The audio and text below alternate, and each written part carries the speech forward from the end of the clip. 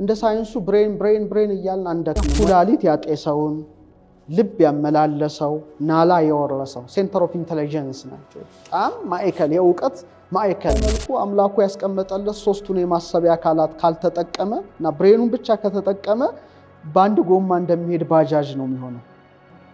ቅፍፍ ይልሻል ውስጥሽን። ዛሬ ምን ሊሆን ነው? ሆዴን ባርባር አለው፣ አንጀቴ ተንሰፈሰፈ ምናምን ቀድሞ ያውቃል። በጎም ይሁን መጥፎ ያስጠነቅቅሻል። አላርም ነው ግን ምክንያቱም አታውቂም። ግን እንድትጸልይ ምናምን እንድትይ ነፍስሽ ታነቃሻለች። ሴንተር ቤተ መቅደስ ናቸው። ሰው እግዚአብሔር መቅደስ ነው በቁሙ። ይህ መቅደስ ማበላሸት አያስፈልግሽም። በጣም ጥሩ አድርገሽ መጠበቅ አለብሽ። የእሳት ባህሪ እዚህ ላይ ያለ ቁጣም አለ። ለምሳሌ ስትናደጅ ይግላል፣ ይልብሻል። የተለየ ብርሃን አለን ሁላችንም፣ አንቺም እኔም ሁሉም እዚህ ክሮዎቹ እንደዚህ ሁሉ ያሉት ብርሃን አለን። ያ ብርሃን 7 ሌየርስ አለ።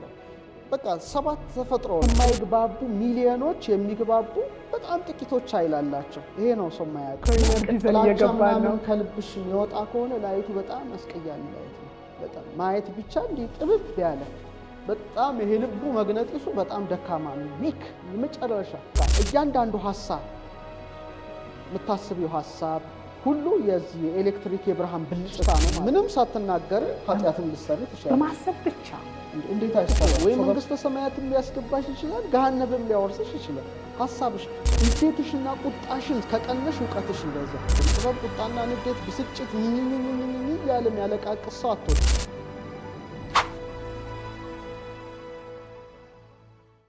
በኢትዮጵያ እውቀት 3 የማሰቢያ አካላት አሉ። እንደ ሳይንሱ ብሬን እያልን አንደክምም ወይ አንጎል አንልም። አንደኛው ኩላሊት ነው። በተለይ ሴቶች ይሄን አይጠቀሙበትም እንጂ በጣም የተሰጣቸው እንትን ነው። ሁለተኛው ልብ ነው። ሶስተኛው ናላ ወይም ብሬናችን አንጎላችን ነው። ስለዚህ ምን ይባላል በእኛ? ኩላሊት ያጤሰውን ልብ ያመላለሰው ናላ የወረሰው ሴንተር ኦፍ ኢንተለጀንስ ናቸው። በጣም ማዕከል የእውቀት ማዕከል ነው። እኔ እንደውም ባለፈው እንደ ምንድነው የሆነ ቦታ አላውቅም ያልኩበት 3 ጎማ ተሽከርካሪ እንትኖች አሉ አይደለ? ባጃጅ። ለምሳሌ ባጃጅን 2 ጎማዋን ብትነቅሊና በአንዱ ጎማዋ እንድትሄድ ብታደርጊ ምን ይከሰታል? በጣም ከባድ ነው። አገለባበጧ ራሱ ሊያስቅሽ ይችላል። ትክክል። እና ሰውም በተመሳሳይ መልኩ አምላኩ ያስቀመጠለት 3ቱን የማሰቢያ አካላት ካልተጠቀመ እና ብሬኑን ብቻ ከተጠቀመ በአንድ ጎማ እንደሚሄድ ባጃጅ ነው የሚሆነው። በጣም ወሳኝ ጉዳይ ነው ማነሳው። ይሄ ኢንቲዩሽን ነው። ይሄን አናነሳም ዛሬ። ብሬን ነው፣ ስለ ብሬን ስለሆነ ነው። ይሄ ቀልብ ይሄ ውስጥ ነው። ዶክተር ጠቀስም አድርገን ለኛም ግልጽ እንዲሆን አያይዘን እንድናስበው። ይሄ ምንድነው? ቅድመ እንትን ነው። ኩላሊት ያጤሰውን ማለት ነው። ጢስ ከእሳት በፊት ነው አይደለ? ድንገት ነው ጨሰ። ይሄ ለምሳሌ ቅፍፍ ይልሻል ውስጥሽን። ዛሬ ምን ሊሆን ነው? ሆዴን ባርባር አለው፣ አንጀቴ ተንሰፈሰፈ ምናምን ቀድሞ ያውቃል። በጎም ይሁን መጥፎ ያስጠነቅቅሻል። አላርም ነው ግን ምክንያቱም አታውቂም። ግን እንድትጸልይ ምናምን እንድትይ ነፍስሽ ታነቃሻለች። ይሄ ሴንተር ነው። ይሄ ትልቅ ቦታ ነው፣ ልብ ነው። ይሄኛው ደግሞ ብሬን ነው። እና በእኛ እውቀት ምንድነው 3ቱ ጉዳዮች ቤተ መቅደስ ናቸው። ሰው እግዚአብሔር መቅደስ ነው በቁሙ። ይህ መቅደስ ማበላሸት አያስፈልግሽም። በጣም ጥሩ አድርገሽ መጠበቅ አለብሽ ጥሩ ነገር ለማግኘት። እና ለምሳሌ ለሙሴ ሲና ተራራ ላይ ያወጣውና የብርሃን ድንኳን ያሳየዋል ነው። ከዛ አሳይቶ በዛ አምሳል ስራ ተጠንቀቅ ይለዋል። ያ ማለት መቅደስ ነው። መቅደስ አይደል? አዎ መቅደስ ነው። ኦኬ መቅደስ ማደሪያ ማለት ነው። እና 3 ክፍል አለ። አረ ቤተክርስቲያን 3 ክፍል ሆኖ እንደሚሰራ የመጀመሪያው አጸደ ደብተራ ኦሪት ይባላል። ህዝቡ መስዋዕት የሚሰዋበት ብዙ ጉዳይ የሚያደርግበት የሚሰበስብበት ነው። ሁለተኛው ክፍል ቪላ አለ፣ መጋረጃ አለ፣ ቅድስት አለ፣ ካህናት እየገቡ የሚያገለግሉበት ነው። መቅረዝ አለ፣ ዕጣን አለ፣ ልክ ልብ ላይ እንዳለው ጉዳይ ነው። እና ህብስት አለ፣ 12 ህብስት ይቀመጣል፣ 6 እንደዚህ በንጽጽር። የመጨረሻው ደግሞ ቅድስተ ቅዱሳን ውስጥ ስትገቢ ሌላ ዓለም ነው። በጣም ሌላ ዓለም። አንድ ሊቀ ካህናቱ ብቻ በዓመት አንዴ ይገባበታል። ታቦተ ጽዮን አለች፣ የአሮን በትር አለች፣ መሶበ ወርቅ አለች እና ኪሩቤል እንትን አለ። አሁን ምንድነው መቅደስ ሆነን ስናየው እኛም እንደዛ ነን ነው።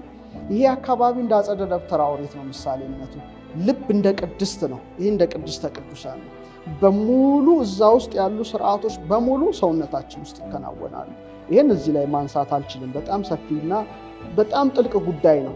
ግን እጅግ በቃ ከአይምሮ በላይ ሆኑ ነው ሰውን ስታዩ እና ሞር ምንድነው ይሄ እንደ ናላ ቅድስተ ቅዱሳን ነው ማለት ነው። እና በቀመሩ ትምህርት በፊደል ሰ ይወከላል። በዚህኛዋ ሰ ማለት ነው ነበልባል አላት ማለት ነው። ነበልባል ናት፣ የነበልባል ፍሌም ናት። ይሄኛው ልብ ላይ አ ነው አየር ነው። ሆድ ዕቃ ላይ እና ደግሞ መ ነው ማይ ነው ማይመ ነው የሚባለው ኦር መሬት ነው። ሆድ ዕቃና መሬት እና እሳት ይሰለጥናል ነው። ቅድም አይተናል አይደለ? እሳት ከሆነ ምንድን ነው? ሙቀት ነው። እሳት ምንድን ነው? ብርሃን ነው። ሶ የእሳት ባህሪ እዚህ ላይ ያለ ቁጣም አለ። ለምሳሌ ስትናደጂ ይግላል፣ ይልብሻል። እሳት ብርሃንና ሙቀት እንደሆነ ማለት ነው። እና አንጎል ስለዚህ በዋናነት እንደ ሳይንሱ ኤሌክትሪክ ነው። ግን ማግኔቲክ ልንለው አልችልም። ደካማ መግነጢስ ነው ያለው። ማግኔቱ ያለው ልብ ላይ ነው። በቃ የሚስብ ነው። ፍቅርን ይስባል፣ ብዙ ነገር ይስባል። የልብ የተለየ ነው። ልብ ራሱን ችሎ ግን ምንም ይሁን ምን የሀሳብ ኤሌክትሮማግኔቲክ ይፈጥራል ብሬናችን። ጠንካራ መግነጢስ ልብ ላይ ነው። በቃ ልብ መሳብ ይችላል። ትንሽ ነገር ብትለን ዶክተር ልብ ላይ እኔም ራሴ ለማወቅ በጣም ጓጓሁኝ። ብሬናችን አንጎላችን ብዙም ሳይሆን ደካማ የሆነ መግነጢስ ነው። ለምሳሌ ከፍሪጅ ማግኔት 1 ቢሊየን ጊዜ ደካማ ነው። የልብ ግን የተለየ ነው። ልብ ራሱን ችሎ ይወራል። ለምሳሌ የተለየ ብርሃን አለን ሁላችንም፣ አንቺም፣ እኔም ሁሉም እዚህ ክሮቹ እንደዚህ ሁሉ ያሉት ብርሃን አለን። ያ ብርሃን 7 ሌየርስ አለው። በቃ 7 ተፈጥሮ ነው፣ ትልቅ ቁጥር ነው እና እንዲህ ይዘረጋል። አሁን ሳይንሱ በተለያዩ መሳሪያዎች ነው ሴንስ ያደረገው። እስከ 2 ሜትር እስከ 3 ሜትር ጫማ የሚይዘው ትልቅ ብርሃን ነው። ያ ብርሃን ባዮማግኔቲክ ፊልድ ይባላል። እኛ በወ ፊደል ነው የምንገልጸው። ዋዌ ወ እንለዋለን። በጣም የኢትዮጵያ ፊደል እጅግ የረቀቀ ነው። እሱ ለተማሪዎቼ ላስተምር የምችለው ነው እንጂ ብዙ ጊዜ እንደያዝነት ነገር ለሚዲያ ፍጆታ ሊሆን አይችልም። ሰፊ ጉዳይ ተፈጥሮ መረዳት ስለሆነ ጥልቅ ነው። ጥልቅ ነው። ይዘሽው ነው ተማሪውን የምታሳድግ እንጂ ድንገት ጫፉን ልትነግረው አትችይም። እና ለምሳሌ ፍቅር ከውስጥሽ በጣም አፍቃሪ የሆነ ፍቅር የሚመነጭበት ልብ ሲሆን እንትኑ ይሰፋል፣ ላይቱ ብርሃኑ ይሰፋል። እና በጣም በቃ የሚስማሙ ሰዎች እዚህ ቤት ውስጥ ቢኖሩ በቃ ላይቱ በጣም ፓወርፉል ነው። ስለዚህ ከማይግባቡ ሚሊዮኖች የሚግባቡ በጣም ጥቂቶች ኃይል አላቸው። ይሄ ነው ሰው የማያውቀው። ይቅርታና ዶክተር፣ ለዚህ ነው እንዴ ከሚመስላችሁ ኢነርጂያችሁ ከሚመሳሰል ሰው ጋር ሁኑ ይባላል። በተለምዶ ፖዚቲቭ ከሚያስብ ሰው ጋር ሁኑ ይባላል። ኢነርጂሽን ድሬን ያደርገዋል፣ ያኛው ይመጣዋል። ለምሳሌ በቀላሉ ለማስረዳት ሰው በአውቶቡስ በባቡር ሲሄድ ድክም ብሎት ነው ቤት የሚገባው፣ በጣም ተሰላችቶ ደክሞት። ምክንያቱም የእያንዳንዱ ባዮማግኔቲክ ፊልዱ ይያያዛል። ዋዌ ነው ወ ነው ሰው እንላለን። የተጣመረ ማንነት ነው እና ያንቺ ላይት ከኔ ላይት ያሳል እና መጨረሻ ላይ ድንዝዝ ብሎ ነው ቤቱ የሚገባው። በቃ ጨርቆኝ ቤት ገባው ይላል። ትክክል ነው። ስለዚህ አማራጩ ሻወር መውሰድ ነው። ግዴታ ያን ነገር ማውጣት አለብሽ እንጂ እንደ ተሸከምሽ መተኛት ራሱ ጥሩም ህልም ያሳይ። ሌሊትሽ የተረበሸ ሌሊት ነው የሚያደርገው። ሰው ኢነርጂ እየገባ ነው። ከልብሽ የሚወጣ ከሆነ ላይቱ በጣም አስቀያሚ ላይት ነው። በጣም ማየት ብቻ እንዲህ ጥብብ ያለ በጣም ይሄ ልቡ መግነጢሱ በጣም ደካማ ነው፣ ዊክ የመጨረሻ። ይሄ ለፍቅር ዙፋንነት የተመረጠ ነው። ስለዚህ ከብሬን ይበልጣል በዚህ ደረጃ። ብሬን ኤሌክትሪክ ነው፣ ትንሽ መግነጢስ ነው ያለው። ልብ ላይ ግን ልብ ብታዩ በኤሌክትሪክም በመግነጢሳዊ መስኩም በጣም ከፍተኛ ነው። ማግኔቶ ኢንሴፋሎግራፊ በሚባል እንትን ይለካል። አሁን ዓለሙ በጣም ረቆ እነዚህ ነገሮች በረቀቅ ባለ መሳሪያ እንትን ይላልና ልክ እንደ እሳት ነው። እኛ እሳት ነው አልፋ እግዚአብሔር ያስቀመጠበት እንደምንለው ልክ እንደ እሳት ክፍልፋይ የሚሆኑ በአማካይ እንግዲህ ከ86 እስከ 100 ቢሊየን የነርቭ ሴሎች ውስጥ አሉ። በጣም ይገርማል። ብዙ ነው። ቢሊየን ሰው ይኸው ቢሊየን ኒውሮኖች ምናምን ነው የምንለው። ቢሊየን ኒውሮኖች ከ86 እስከ 100 ቢሊየንስ ኤሌክትሪክ መሆኑን ታውቂያለሽ። ልክ እሳት ክፍልፋይ እኛ አሁን የሊቃውንቱ እሳት ነው ይሄ አየር ነው እንደሚሉት ትክክል ነው። እሳት ኤሌክትሪክ የኒውሮን እንትኖቹ ፍጭቶቹ የምትመለከታቸውና ለምሳሌ አሁን ከ86 እስከ 100 ኒውሮንስ ካለን አንዱ ኒውሮን ደግሞ ወደ 10,000 የሚደርሱ የነርቭ ግንኙነት አለ። እስቲ አባዡ እንግዲህ በጣም ብዙ ነው። ትሪሊየንስ ግንኙነት ይኖረዋል ብዬ አስባለሁ። እና በጣም በጣም በጣም የሚገርም ነው። ስለዚህ በቃ እያንዳንዱ ሀሳብ የምታስቢው ሀሳብ ሁሉ የዚህ የኤሌክትሪክ የብርሃን ብልጭታ ነው ማለት ትችላለሽ። ባዮኤሌክትሪክ የብርሃን ብልጭታ በቃና ሰው በትሪሊየንስ የሚቆጠሩ ብልጭታዎች ናቸው ያሉት ጭንቅላታችን ውስጥ። ደስ አይልም? በጣም ማሰብ እችላለሁ። በጣም የሚያምር ነው ብርሃኑ ራሱ እጅግ የሚያምር ብርሃን ነው። ትሪሊየንስ ብልጭታዎች በእያንዳንዱ ሀሳብ እና ብሬናችን እንደዛ አይነት ነው። በእኛ 2 አይነት ብልጭታ ማድረግ ትችላለች ጭንቅላትሽን። ለምሳሌ አንዱ ነቃ ሀልዮ ማለት የሀሳብ ብልጭታ፣ ሁለተኛው ቁርጥ ሀልዮ ማለት ሁለተኛው ብልጭታ። በሀሳብ ደረጃ ሌላውን ታዩ፣ ንግግሩን ታዩ። ሀሳብ በሀሳቤ ብቻ ይሄን ቤት ልበጠብጠው እችላለሁ። በሀሳቤ ብቻ ሃርመኒ ላደርገው እችላለሁ። እሳት ነው፣ ኤሌክትሪክ ነው። ይሄ ነው መታወቅ ያለበት። ለምሳሌ ድንጋይና ድንጋይ ብታፋጭ ቡላድ የሚባል ነገር አለና ምን ይወጣል ከውስጡ? እሳት ብልጭ ይላል አይደል? ወይ ክብሪት እንደዚህ ስታጋጭ እሳት። እና የነፍስ ጉዳይ ስለሆነ የዚህ ሁሉ ኤሌክትሪክ ብልጭታዎች ነው ያሉ። ነቃ ሀልዮ ማለት የሀሳብ ብልጭታ። ለምሳሌ አንድ ነገር የሆነ ነገር ለመስራት ብታስብ መጀመሪያ ብልጭ የምትላለች አለች። ከዛ እሷን ትንሽ ታጣጥሚያታለሽ። እሱ ደግሞ ውሳኔው ብልጭታ። ይሄ በጣም ኃይል ስላለው ምንም ሳታስቢ ጽድቅ መስራት ትችላለሽ። ምንም ይቅርታ ሳትናገሪ ጽድቅ፣ ምንም ሳትናገሪ ኃጢአትም ልትሰሪ ትችላለሽ። በማሰብ ብቻ እንዴት አይሰራም? ሰው በማሰብ ሰውን ላጥፈው ብሎ መጥፎ ነገር ማሰብ አይችልም። ኃጢአት ልስራ ብሎ ማሰብ አይችልም። ካህናት ጋር ሲሄድ በማሰብ በመናገር በመስራት ነው። በሐልዮ በነቢብ በገቢር የሰራውን ኃጢአት እግዚአብሔር ይፍታ ማለታቸው ብልጭታ ነው ማለት ነው። አንድ ብልጭ በትሪሊየንስ የሚቆጠሩ ብልጭታዎችን ያካሂዳል። ዶክተር አሁን ቀደም ሲል ያልከውንም ቤቱን ሊበጠብጥ ይችላል ብለሃል። እኔም ማስበው ነገር ውጭ ያሉት ዙሪያ ላይ ያሉትን ሰዎች በሙሉ ያውካል ማለት ነው። በትክክል ለዚህ ነው እኮ የማሰብ ኃይል እኮ ይሄ እኮ ነው አልኩሽ እኮ። ወይ መንግስተ ሰማያትም ሊያስገባሽ ይችላል፣ ገሃነብም ሊያወርስሽ ይችላል። ሀሳብሽ ብቻ። ለምሳሌ ቅዱስ ወንጌል ሴትን አይቶ የተመኛት በልቧ አመነዘረ ካለ ማመንዘር አይደለም። ምንድን ነው? አይቶ መመኘት እኮ ነው። ተናግሯል ይሄ ሰው አልተናገረም። ሀሳብ ከባድ ነገር ነው። አብሶሉትሊ። እና ቢያንስ እንግዲህ የነርቭ ሴል ይሄ ለምሳሌ ኒውሮኖችን አዮኖችን እየተለዋወጡ ቢያንስ ወደ 50 ሚሊ ቮልት ይፈጥራል። ቢያንስ አጭር ቢሆንም 50 ሚሊ ቮልት ልናመነጭ እንላለን። እና እነዚህ ሲግናል እንደ ሳይንሱ አሁን እንደደረሰበት እስከ 120 ሜትር በሰዓት ደግሞ ወደ 268 ማይልስ መጓዝ የሚችል ነው። ይሄ ብሬናችን ውስጥ ብቻ። እና ራስ ቅል ላይ ኢኢጂ የሚባል አለ። አሁን ሰምተሽ እንደሆነ አላውቅም። ኤሌክትሮኢንሴፋሎግራፊ ተሰክቶ ይህንን ይለካል። እና አሁን ደግሞ በጣም ዘመናችን ጥሩ ደረጃ ደርሷል ነው። ቢያንስ ከ10 እስከ 25 ዋት እኮ ኤልኢዲ ያበራል ማለት ነው ጭንቅላታችን። ኤልኢዲ ላይ በጣም የሚገርም ነገር ነው።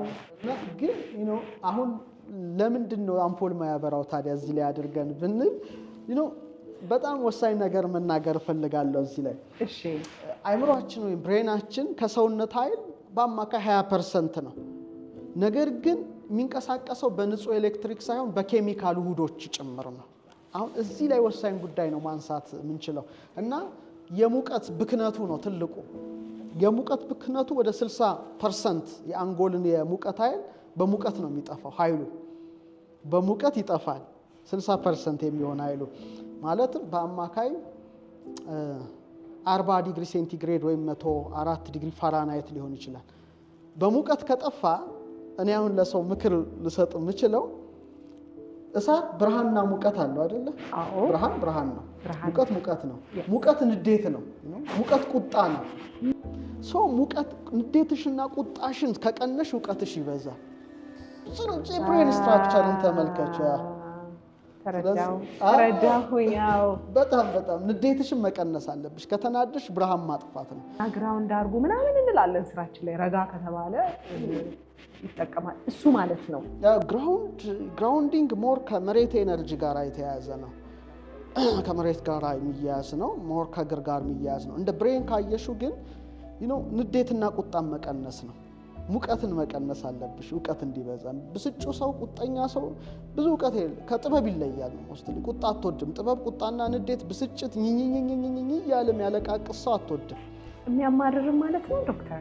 ማማራርማ በጣም ጥሩ አይደለም። ማማረር ሲጀመርም አልተፈቀደልንም። ካልተሰጠን የተሰጠን ብዙ ነው። ትልቁ ጉዳይ ማየት ያለብን ካልተሰጠን የተሰጠን ይበዛል። ባለፈው አንድ ፖድካስት ጋር ያወራሁት አለ እና ሰዎች ከመኝታቸው ሲነሱ ቀናቸውን ማጨለም ይችላሉ፣ ቀናቸውን ማብራት ይችላሉ። ለምሳሌ ወይ ነጋ ደግሞ ምናምን ብለው ከጀመረ ቀኑ ሁሉ ሲል ነው የሚውለው። አመስግኖ በቃ ደስ ብሎት ነው። ምክንያቱም ጠዋት አይንሽ ነቃ፣ እንደተጨፈኑ ብዙ ሺዎች ሙተው አድረዋል በዛን ቀን። አይንሽ ስለተገለጠ ብቻ ማመስገን አለብሽ። ያን ጊዜ ጊዜሽ ይባረካል። እኔ ራሱ ትላንት የራሴን ፐርሰናል ኤክስፒሪየንስ ለመናገር በጣም አስቸኳይ ስራዎች ነበሩኝ። አንዴ ሄድኩኝና በጣም ሰው ሞልቷል እና ተመለስኩኝ። ዛሬ ያ ነገር መጋጠም የለበትም ብዬ አልፋ እግዚአብሔር እንደሄድኩኝ በቃ ጊዜን ባርክ ብዬ በቃ መስግኝ ሄድኩኝ። ሲሄድ ግን ያለ ወትሮ ባዶ ሆኖ ጠብቆኝ ብቻዬን ተስተናግጄ ወጣሁ። ጊዜ ሁሉ ጥሩ ጊዜ ነበረ ቀኑ ሙሉ እና ቀንሽን ማጨለምም ትችያለሽ፣ ማብራትም ትችያለሽ። እግዚአብሔር ደግሞ የሚያማረር ሰው አይወድም ነው። ሁሌም ማለት አይወድም። ስለ እጅሽ ማመስገን አለብሽ፣ ስለ አይንሽ ነው። ባለፈው የተናገርኩት ቦታ ባላስታውስም ቆጣሪ እዚህ ጋር ቢሆንና ለአይንሽ ክፈይ ብትባይ ስንት ነው መከር? ለአየር ለኦክሲጅን ኮቪድን ተመልክት፣ ስንት ሰው ለኦክሲጅን ተከፍሏል። ለጆሮሽ ክፈይ ብትባይ፣ ለእጅሽ፣ ለእግርሽ፣ ለጣትሽ፣ ለወድሽ፣ ለምንሽ ክፈይ ብትባይ አትችይም። እና እግዚአብሔር በነፃ ሰጥቶሻል። ሰው ማመስገን፣ ለእጅሽ ማመስገን፣ ለእግርሽ ማመስገን፣ ለአይንሽ ማመስገን፣ ለአፍንጫሽ ማመስገን ነው። ሰው ልጅ አዳምና ሔዋንን ብትመለከቻቸው እግዚአብሔር ሁሉንም ሰጥቷቸዋል። አንድ እንጨት ነው የከለከላቸው። ቢበሉት አያወፍራቸው፣ ባይበሉትም አያከሳቸው። እና የሰይጣን ክፋቱ የተሰጣቸውን ብዙ ነገር እንዳያዩ አድርጎ ያልተሰጣቸውን አንዱን እያሳየ አማራሪ እንዲሆኑ አደረገ ነው። ያ በጣም ትልቁ ደካማነት ነው። ስለዚህ ሁልጊዜ ካልተሰጠን የተሰጠን መብዛቱን አይተን በማመስገን ብቻ ብርሃኑን መጨመር እንችላለን። ብቻ ሙቀቱ አይደለ ሻክ ድሬን እያደረገ ብርሃኑን ኤልኢዲ እንዳያበራ ያደርገዋል። ለምን ሙቀቱ አሁንም እንደ ሙቀት ቁጣና ንዴት ነው። ያንን ከቀነሽ ግን ላይቱ ይመጣል። ትክክለኛ ላይት ይመጣል። ትክክለኛ ላይት ይወርዳል ጭንቅላታችን ላይ። ስለዚህ እንግዲህ በዚህ መልኩ ባጭሩ ማየት ከተቻለ ጭንቅላትና አንጎልን ጥሩ ነው።